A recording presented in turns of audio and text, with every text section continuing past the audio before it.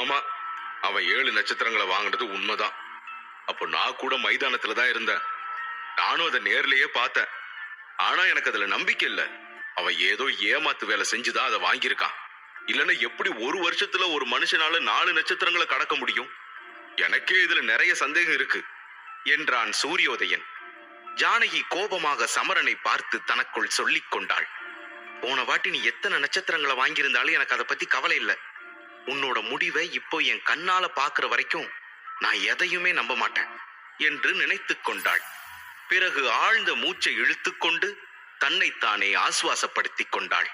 கடந்த முறை சமரன் ஏமாற்றி இருந்தாலும் இந்த முறை மகா யோக சக்தி பெற்ற பெரியவர்கள் சரிபார்த்த இந்த சுமிருதி பீடத்திலிருந்து அவன் தப்பிக்கவே முடியாது என்று ஜானகி உட்பட அங்கிருந்த அனைவரும் நினைத்துக் கொண்டார்கள். அவன் கை வைத்த சில வினாடிகளில் தூணில் நட்சத்திரங்கள் மிளிர்ந்தது. தூணில் பிரகாசித்த நட்சத்திரங்களின் எண்ணிக்கையை பார்த்த பிறகு அவளால் எதுவும் பேச முடியவில்லை. மேடையில் வைக்கப்பட்டிருந்த சுமிருதி பீடத்தில் 8 நட்சத்திரங்கள் தங்கத்தைப் போல ஒளிர்ந்தன.